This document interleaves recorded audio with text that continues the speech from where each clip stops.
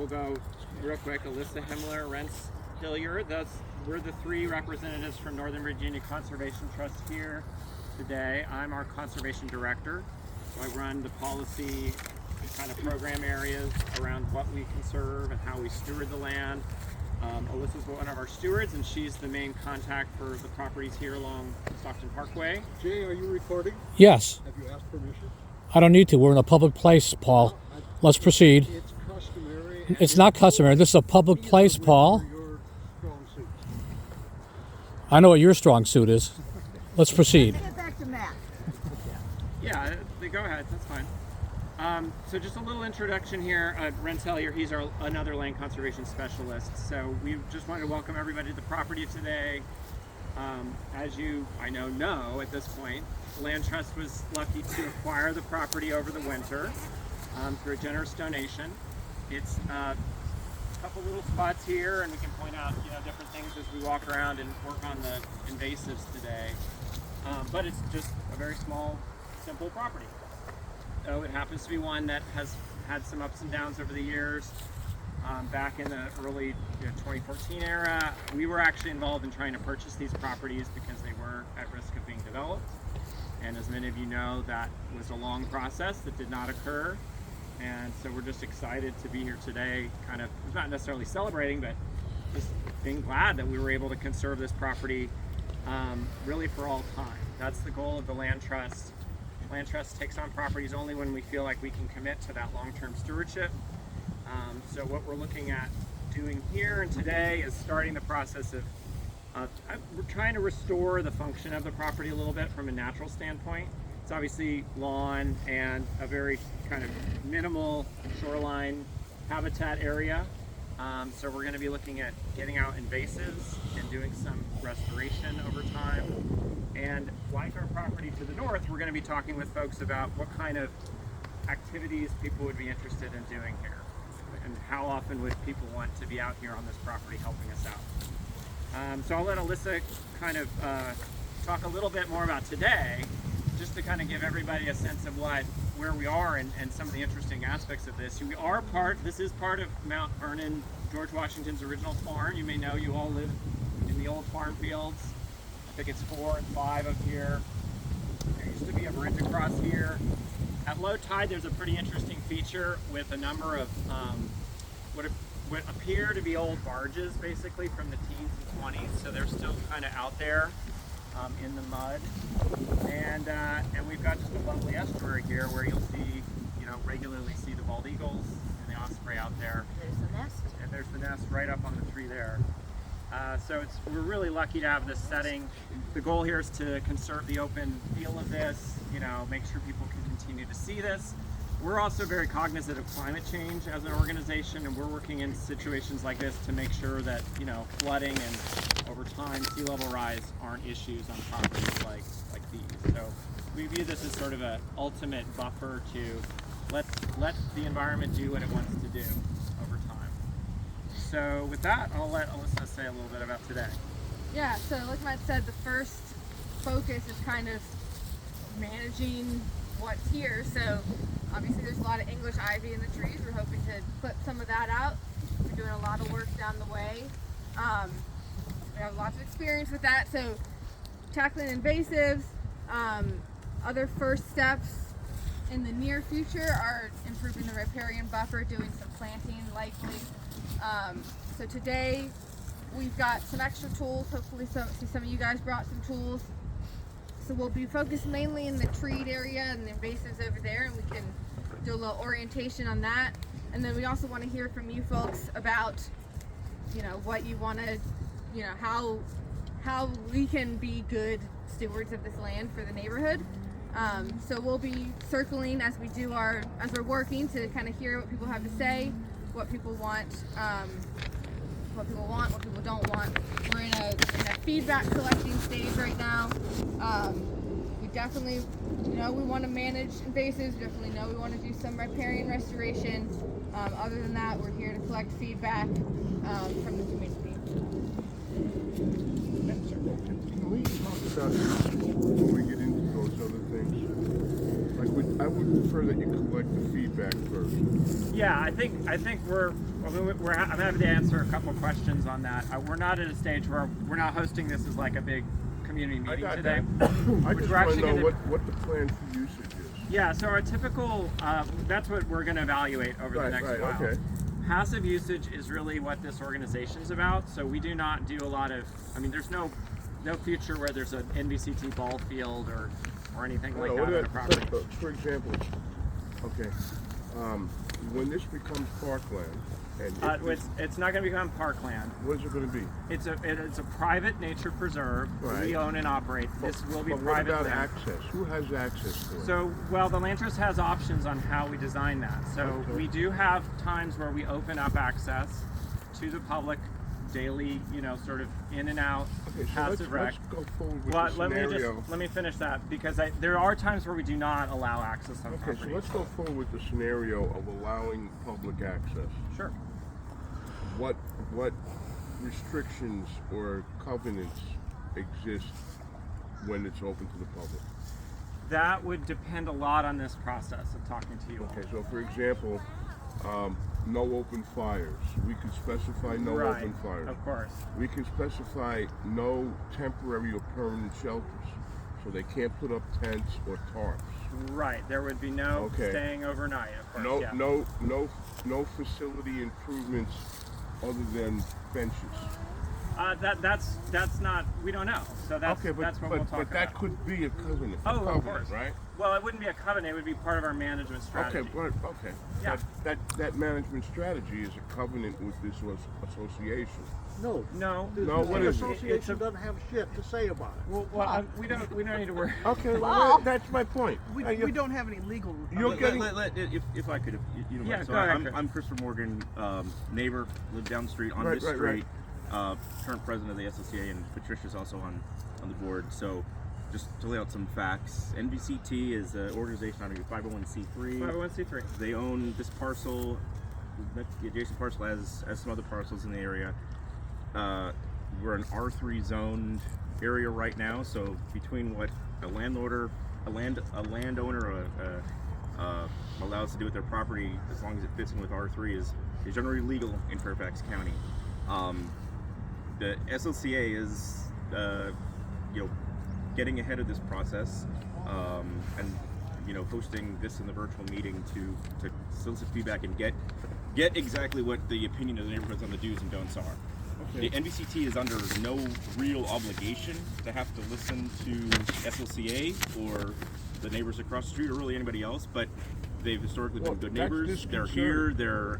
They're listening, and that the process is to understand the feedback and understand what the community thinks would be acceptable use.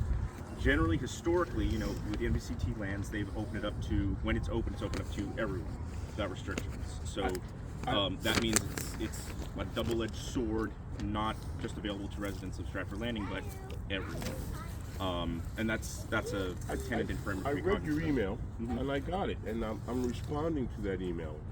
I just want to be clear. There's no relationship between the Northern Virginia Conservation Trust and SLCA. No. Okay, so essentially they own legally, it. What? not legally. Well, that's all that matters. All that matters.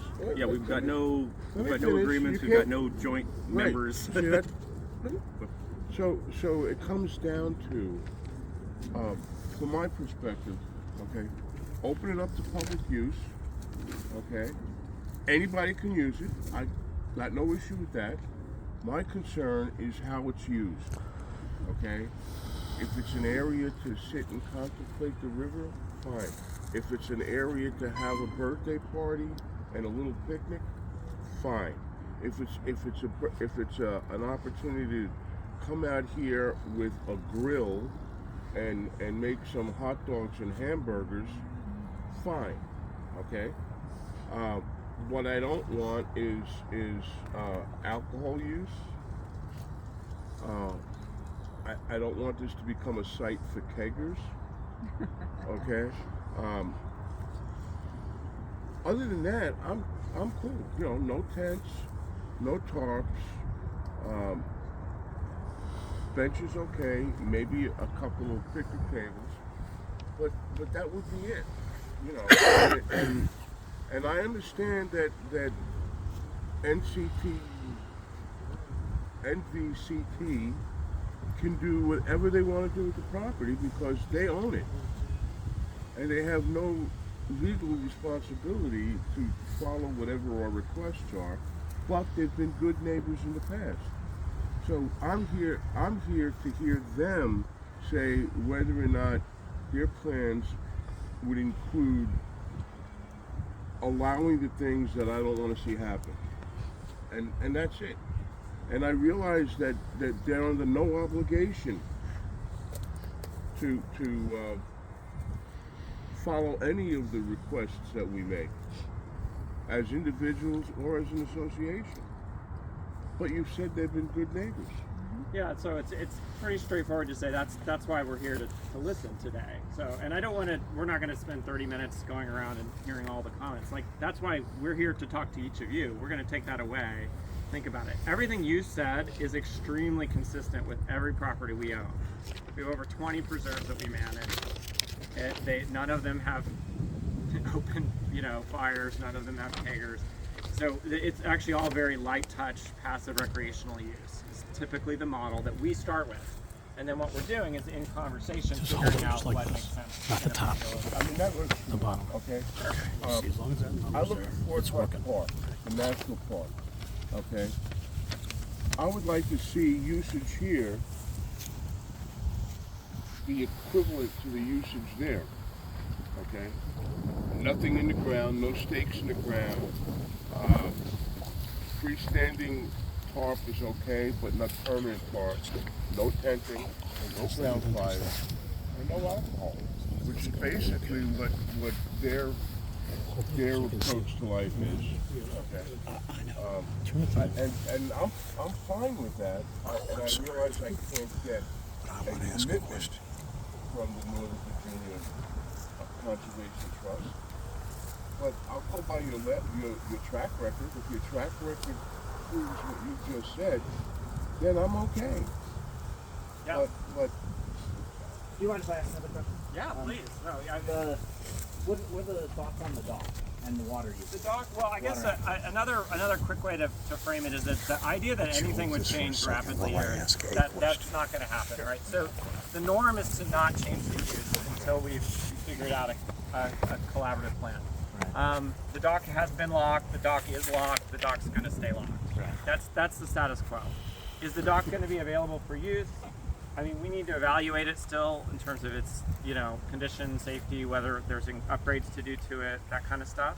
Sure. What would it be suited for? Again, we're a passive recreational use kind of organization, so we're unlikely to be doing a lot of motorboating, that kind of stuff. Sure. So I'm just going to throw out there, just because I like to throw out wild ideas and let people think about it. Sure. No answers. But I mean, is that a place where like SLCA? Because I know we have got our recreation association with our pool. So many neighbors have been like, I wish there was an access Let me go for first. water So for get our mine out. neighbors.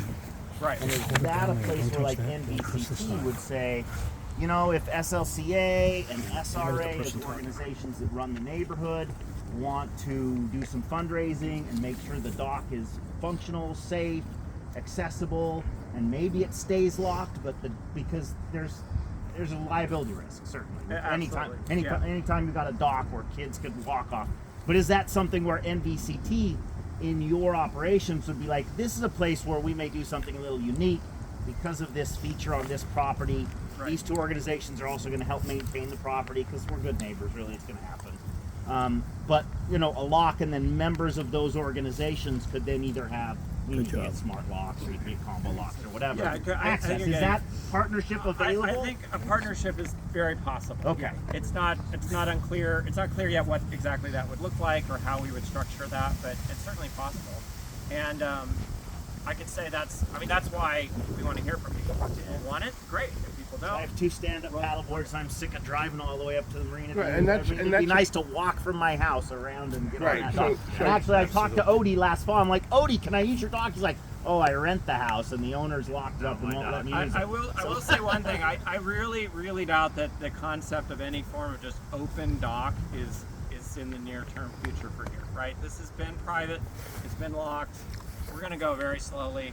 So there's anybody sitting here like, I don't want 20 cars here and all the people out here every morning with, you know, the 10, 20, 30 kayaks. Don't worry about that. That's just not on the radar screen. I'd be I have happy a with comment. that. You said plenty of comments. We're planning so that Is doesn't there happen. any way? Exactly. Yeah, that's I why we're here understand, but early. this is an information meeting. Sure. So, building on what that gentleman said, let's say it's an open dock. Let's say the communities got together and made it safe and stable. Would it be restricted to like canoe, kayak, and paddleboarding use? Or would we, I can't say for sure. Yeah, I don't know.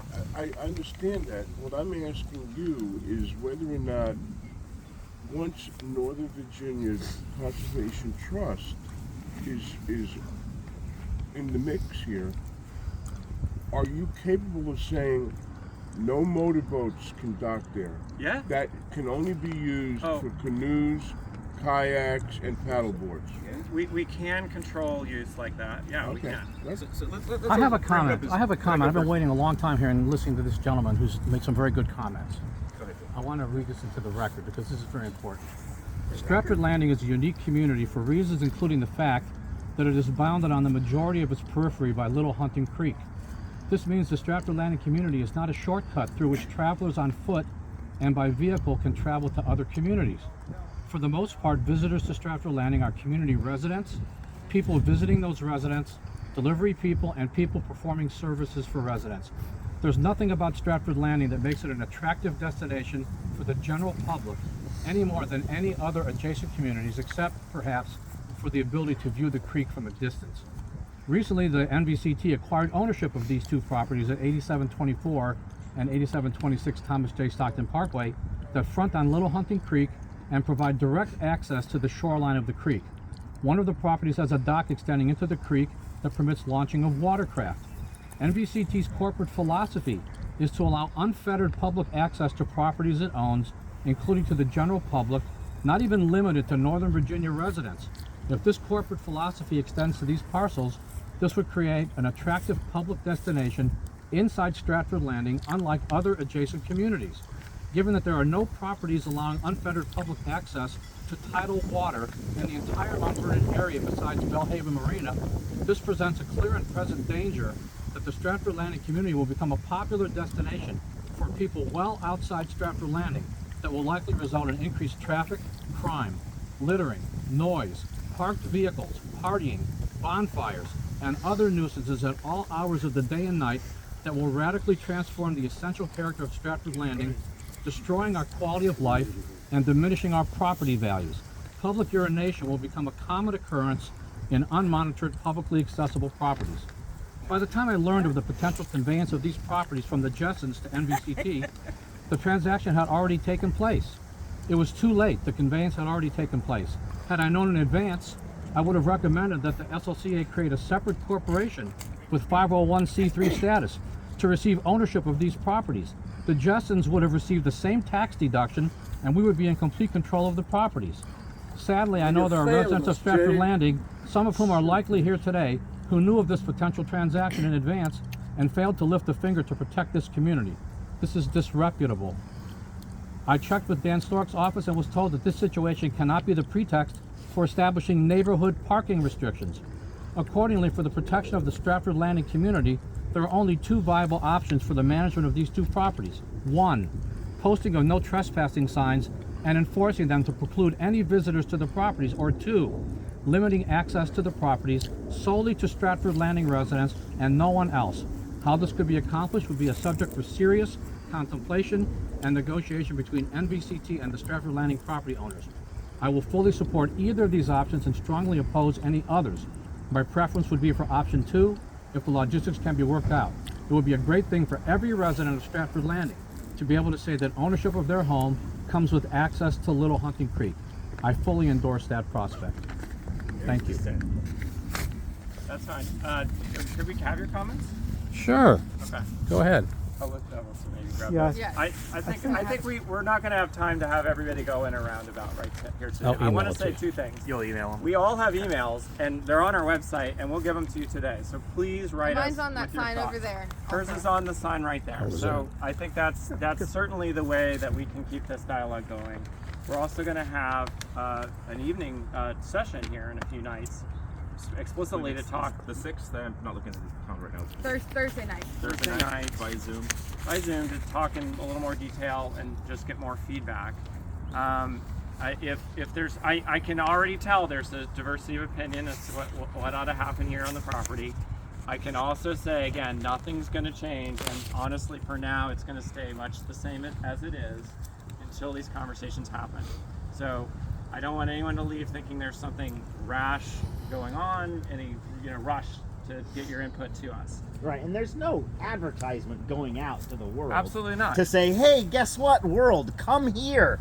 No. Urinate on our property, which seems a little silly. But the word will get out. The word will get out. Travis, can I just ask a quick question? You can ask a quick question, sure. Whatever restrictions are ultimately created, imposed, and charter drawn up, and all, how does that get policed? How does it get enforced? Who's here at midnight Well, I mean, on a so- Saturday night when people are Let doing me- things or not? Yeah. Let me talk about sort of the ideal model. Now we're not an organization that has a ton of staff, so you're looking at a fair amount of our staff, and the stewardship staff, including Alyssa, are the ones who are primarily out managing the properties. So we are out regularly at all of our properties, and what we try to do with partnership is have eyes and ears on them. So really, we rely often on the community nearby in terms of what's going on if we're not there that day. We typically hear very fast, and we're typically someplace very quickly when something does happen. And in fact, we did have a minor spill about a year ago at the northern property. Alyssa was probably one of the first people on site after a number of you had let us know what was going on. So that's kind of the normal model. On the things you guys are worrying about in this conversation, we rely on the police like any public or private landowner. I mean, we're the first to call, just like anyone would if they lived there and there was something going on here. None of us are we're not, arms carrying safety officers, so we're not going to confront people necessarily. We're going to use the appropriate authorities to do that. Okay. Yeah, I'm sorry, you did have a Yeah, so first of all, like you said, it does happen because I own the property next door. In fact, my dock has just been trashed because I chased kids off of it a week ago and they destroyed my connection from one dock to the other. I find used condoms on my dock all the time, kids having sex on my dock all the time. I spotlight them all the time trying to get them off. So it does happen. Beer can collection is a weekly event. So I guess he is right, this does happen. And so we do have concerns about that. Sure. And who's going to have access? It's hard enough changing away your neighborhood kids. And at least then you have parents that you can reach out to because you generally know who it is. But when it's outside the community, then it gets a lot harder. My other issue is I do own the adjacent property. It's not fenced off like theirs is. So I do have concerns about now my property is going to be seen as part of the trust and become public access, and which makes me liable for people out on my dock. Thanks for saying that. Apparently, Oh, sorry. There's no way to, other than jump in, ask a question. Well, again, I think we've gone in. Well, I'm jumping in, and it's a good thing I wasn't raising my hand to go to the bathroom. There are no options that can include restricted access. They will all include, quote, unfettered access. Is that correct? No, that's not correct. That's been stated Okay, incorrectly would you several clarify times. that? Yeah. To what extent, or is it even possible, to include only Stratford Landing? I'm fine with Stratford Landing residents having access to the creek, going down and admiring the beauty and whatever. What I'm not fine with is this becoming a magnet for people who, some may just want to admire the creek and others may want to do things that would be really disruptive and destructive. So is there a way that you can protect us from that abuse? Barry, how do you protect us? I've not had, You don't have anybody drinking beer that's on your because lot? it's not a public place. So that and makes it that's right, Paul? clear. That's clear. I have a private property sign, which people thus far have respected. And when somebody is kind enough to ask me if they can launch there or fish there, I say sure, just be careful, because as I understand it, I'm liable if they slip on a I pine do ball. want to answer your question. I do want to Thank answer you. your That would question. be better. And I'll get to you next. I mean, again, this is how we've managed many properties. As dusk to dawn, occasionally they have some access.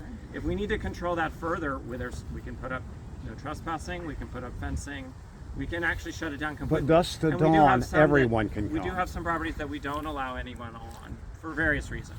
But Usually it's natural either no resources one or everyone. No, it's not.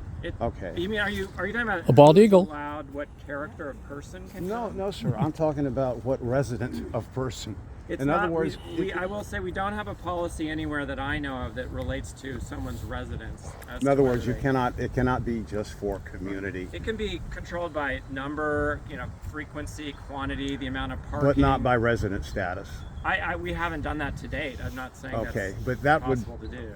that is an important concern to me. Sure, I hear that. There's no one in this community I would think of denying access to the creek.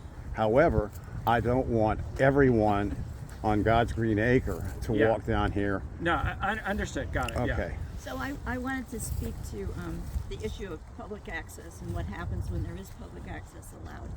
And we put an easement on our property. It's on the creek. It's not as open as this, but it has a path through it and it has benches. And we don't restrict And it has access. a locked dock. It has a locked dock, and we do not restrict access. And people do come and they walk through it. And every once in a while, the situation Karen refers to happens. The kids leave piles of beer cans, and I pick them up. And sometimes kids are over there in the summertime, and I call the police and said, "What can I do about this?" And they said, "Post a sign that says no trespassing after dark."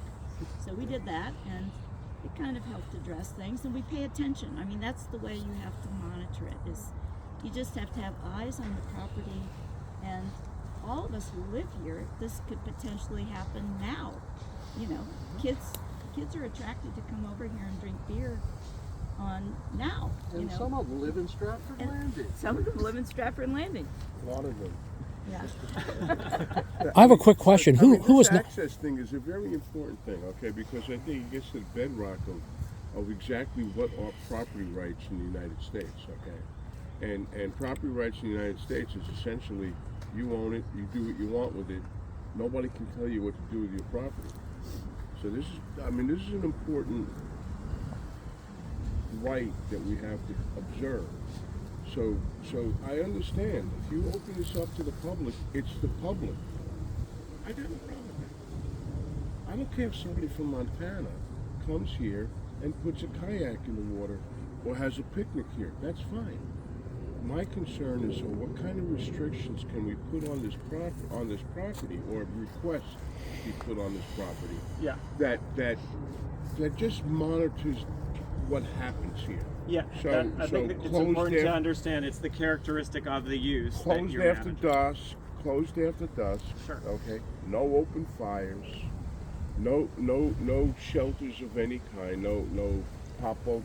No. I think tents. they You've said that already. I think they've we've done talked Right. about Well, I'm that. just- Yeah, I'm sorry. I want to make sure everyone does Yeah, have. hi. who's Well, really we're the neighbors over there. Great. So, Yeah. Fine. so we are going to keep an eye on it for sure. But I had a couple of, as I'm listening to some of the concerns. So one was Karen's concern about the third lot. Given what was donated, is it possible to put a separation so that it doesn't look like, to me, if I were coming here, I think, whoa, this is way No, over. I think. So is that possible to? I think that's very possible. So can we agree that maybe something like that can happen? I so don't that, agree with that. I We don't can agree agree with that that. No. also. I'm just saying by Karen's line. Not Karen's property wasn't donated. It was strictly. I know that, but we have the same thing down the street. So where what? The properties sort of flow into each other, and it's part of the beauty of it. So I don't like the idea of fencing it all off. Well, a natural fencing, as opposed to, some way of Or signage. protecting her. I'm listening to what the concerns are, so I'm not, the one to answer them, but I'm hearing that concern and wondering, is there something, I could see where you would be concerned about that too. Yeah, I I mean, think I'm it's liable very if somebody gets possible. hurt on my property. Exactly. So they need to know that there is. Yeah, where's the line? Where's the I line? think is the How did you notify people of this meeting? That's something very practical. Yeah. Just point you all to that eyesore right across Yeah. the street. Yeah. Now, I view it every morning when I get up because that's my house. What eyesore? And There's a dock and there's an old a. dock and there's some plastic. In the federal parkland. That's across- National Park Service issue. Well, Oh, we tried. it's not a Park Service issue. It's not. It's a Mount Fairfax Vernon County issue. Harold issue. We've been down this path with that, so and I think the concern Mike is raising I don't want to sit looking is, like that is here. exactly that, and we can't get anyone to remove it because Fairfax County kind of conceded that probably it's their responsibility, but honestly that would be at the bottom of whatever their priority list is. Sure. And so that's a fact. That's there, and what happens is they actually start fires because in the Yeah. summer they camp out. We try to And stop so them every time. We can't find a way to stop them. So picture that here, Yeah, right? exactly. And then when you call Fairfax County, you call Park Sec. Nobody seems to want to be able to do something. Sure, so I he's understand raising that as a reality. That No, and we're going to be a lot easier to get a hold of than. Okay, so another, so that was, I wanted to address your concern, because I'm not hearing how that's going to actually be protected, and I understand your point about, so is there a natural way of providing something that says. Delineation. Yeah, I mean, I just think that Seems very reasonable to be able to do that. Yeah, so that's interesting. Second question mean low tide is and around. high tide, it's counted. If it's below mean low tide, it's state. The shores. That's federal land, and in fact, the federal property extends out into the creek a good distance. So that's absolutely, completely National Park Service issue. And well, there's the superintendent is Charles Couvelier, and I have his email address, and I'm planning to write him tomorrow to ask him. He's been responsive to me whenever I've written him, and I'll ask him to send a ranger down to remove all that stuff. So I have another. Yeah, second point. Yeah. Yeah, I should even know. Sir. So here's another thing too that I'm hearing, and I think one of the issues is if you open it all up without any signs, without any restrictions, you invite then everyone. Trying to back away from that becomes more difficult, as opposed to putting up some restrictions or signs or whatever that manage it up front so that we're not contending, because just like that we can't get that to go away. Yeah. So I think open. That's exactly why we're here today. Right. And not 8 months from now after there's been three Right. parties out here. So- Nobody knew why. So that I'm happened. hearing the questions around how do we sort of put some signage, put some protections. I don't think open is really probably a good idea because you're not going to be able to back away from that. That just becomes. And you live next door. And I live next door. Sir, I have a question. Just putting some signs saying no trespass, whatever. But if you invite not quite- everybody, Oh, I'm sorry. then you're into how do we get that backed off? And I'm telling you, it's going to be very difficult. Yeah, that's a great point. How did you notify people of this meeting?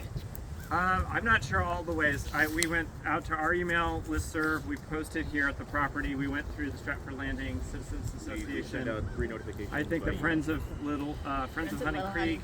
Well, the reason I ask you is because the SLCA represents about maybe at most 1/2 of the Stratford Landing community. And so if you're going to be making any decisions that you want input from the Stratford Landing, you need to find a way to notify more than just the SLCA. I had a conversation soon after the property was transferred to you with Alan Rosum, your director, and he assured me that any decisions that be made with regard to this property, he would make sure that everybody in Stratford Landing, that's all 750 homes, are notified of what's going on and are able to give their input, not just the SLCA, which represents 300 some homes. And so I hope that you will follow what Mr. Rosum assured me he would do and make sure that everybody in Stratford Landing is notified before any decisions are made whatsoever. Thank you. All right. Well, I mean, certainly there's lots to do. There's lots of conversations to have.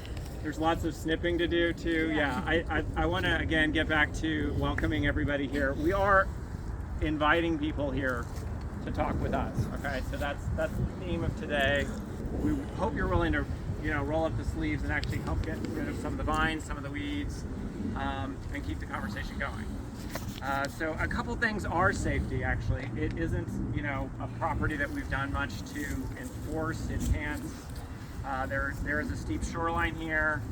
We will be working on at least the weeds right around that dock, and the dock itself I wouldn't necessarily consider a good spot to be out on if it's, we don't Did I know cover everything exactly you how want to safe cover? it is right now. We are going to be a little bit in these woods, and there is a little bit of topography. Another kind of interesting element of this is a lot of these properties were actually built out into the water, right, back in the 60s, 50s, 60s. So there's a fair amount of debris that was used to create the property. And so if you're helpfully working on some invasives and you're helpfully pulling some trash out, if it starts to get from the phase of being trash that you're putting in the trash bag to like part of the shoreline, like let's talk. Yeah, let's talk before you're actually ripping the property apart. We already know that there is some debris and some things that need to get cleaned up. So hoping you guys will stay and stick around, and again, Rents, Alyssa and I, we'll each work in a different little part of the area. Do you want to talk about tools at all? Or we have, well, yeah, I guess the main priority for today for the working part, well, let me just back up. We had a sign-in sheet going around at one point. Back here on the Okay, lunch bucket. so if you haven't signed in, we might be out of slots, but I have extra paper, just names and email addresses so we know so we who can all keep is you here. informed, yeah. And we can keep you informed, yep. So priority for today will be snipping the ivy out of the trees.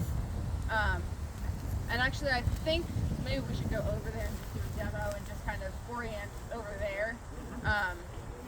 But we do have extra tools, we have extra gloves. Like Matt said, the three of us will spread out and, you know, listen to additional comments. So let's transition. Yeah. I didn't realize this was federal property if it did in fact under the jurisdiction of the Park Service. Across the creek. They're over the other side of the creek. Okay. Yeah. Okay, great. Because Yeah. This is private property. volunteered the Park Service, you're not allowed to disturb the soil because of possible redness of native population or something. Oh, right. Yeah, You don't no. have- you don't worry about We're not worried about that here. Everything from about where they're standing out to here was fill that was added in the 50s and 60s. It's all construction fill. But you actually see online, if you go back through the old pictures, you can see when this whole area got graded out. Okay, so these areas, there are more buildable spots now. Yes. Well, not buildable per se, but it's still in the floodplain, actually. Yeah. So why don't we reconvene over here by one of these ivy-y weedy trees? Thank you for having